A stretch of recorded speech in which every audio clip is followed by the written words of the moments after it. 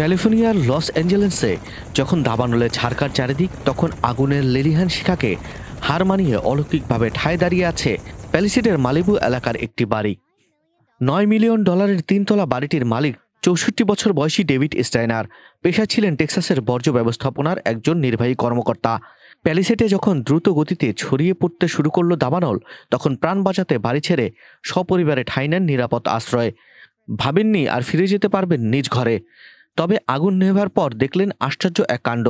আশেপাশের সব বাড়িঘর পুড়ে ছাই হলেও পুরোপুরি অক্ষত তার বাড়ি। এমনকি বাড়ির দেয়ালেও নেই আগুনের কোনো চিহ্ন। যেন এক ধ্বংসস্তূপের উপর দাঁড়িয়ে আছে এক বাতিঘর। বাড়ির মালিক ডেভিড স্টাইনার বলেন, মালিবুতে দাবানল ছড়ানো শুরু করলে কোনো মতে বাড়ি ছেড়ে বেরিয়ে আসি আমরা। এরপর বাড়ির চারপাশে আগুন ছড়িয়ে পড়ার বেশ কিছু ছবি ও ভিডিও বার্তা পাই।